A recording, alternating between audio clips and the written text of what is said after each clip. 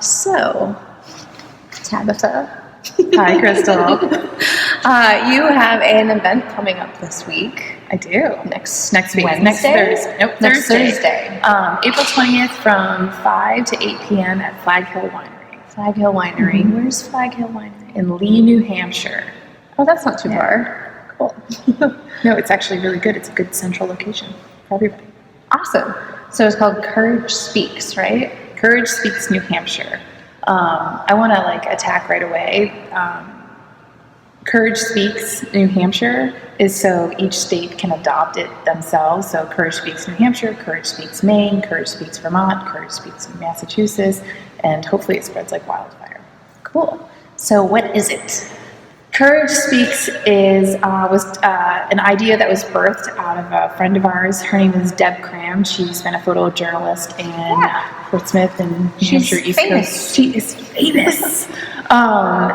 She is a survivor herself, and she wanted to find a way to create a space that could travel for people who are victims of trauma, who have come out on the other side, so to speak, in an empowering way, rather than living too much in their past. And it gives a space for them to talk about what happened, how it happened, and what they've done with their lives as a result of what happened, and how these individuals are trying to change and improve society as a result of what occurred in their past.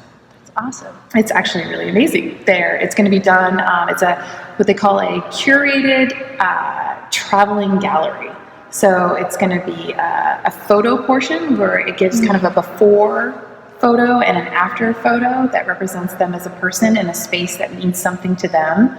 And it gives a storyboard form that talks about, just as I said, what happened and what they've done with their lives as a result of whatever it is that happened. And what happened, what they have survived from, focuses on domestic violence, stalking, human trafficking, and the like. Cool. That's awesome. It sounds really important. I'm really excited to go. I signed up today.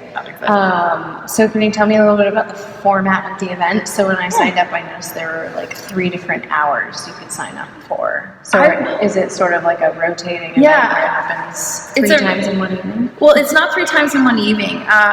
We really wanted to kind of do away with that kind of structured fundraising event, and move on to something that was more friendraiser. We wanted to just give an fundraiser. Fundraiser is my fancy term. It's a fun term, isn't it? I was like, we're not going to have a fundraiser. I'm done with asking money.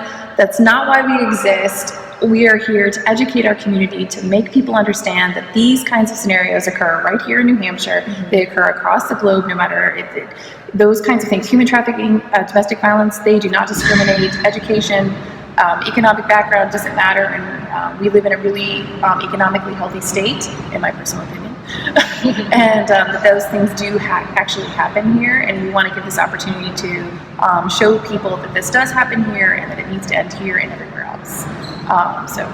That sounds really cool. So the formatting. So the format of the evening is the photos and storyboards will be hung in a very gallery-like fashion. Mm-hmm. Kind of like Thank you for yes. Thank you for yes.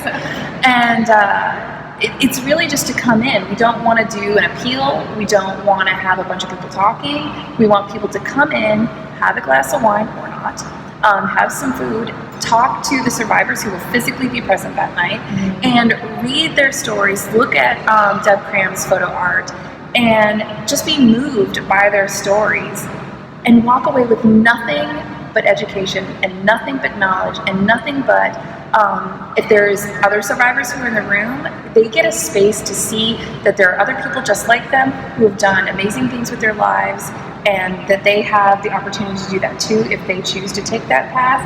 And also a therapeutic space for them to say, you know what, I want to share my story too. So now they have a way to participate, because Courage Speaks New Hampshire is not a one-time event. It's something that will continue on and on and on. Awesome. I saw that it benefited a number of local organizations that I love. Can you tell us who Courage Speaks New Hampshire, this event coming up next Thursday, who benefits from that? Well, it's a collaborative effort. There's been a lot of talk in the last last 2 years about bringing nonprofits together. I mean, that happens a lot of nonprofits to come together and do collaborative efforts, but we wanted one that was more permanent and kept that kind of model going. And while this Courage Speaks name does primarily sit with Haven, the domestic violence and abuse organization, and YWCA of Manchester, but at the same time we're bringing in other smaller partners like Bags of Hope and the Freedom Cafe and Deb Cram Photography. So presently for this particular event it will be Haven, YWCA, Bags of Hope, Freedom Cafe, and Deb Cram Photography. But as this traveling gallery for survivors continues to go around New Hampshire or outside New Hampshire, we will continue to bring in other smaller partners to be able to have a space to advocate for themselves as well. Cool, awesome. So I'm going, hope you go. Who should we bring with us to Absolutely this event? everybody. Everyone. Your cousin, your friend, your sister, your brother, your mother. I really frankly don't care as long as they are in this area and they're ready to have a night where they get to have their eyes and their hearts opened. Awesome, cool. I can think of some people in my life, particularly, I think this message would resonate with. So I'm excited to go. Yay! Thanks!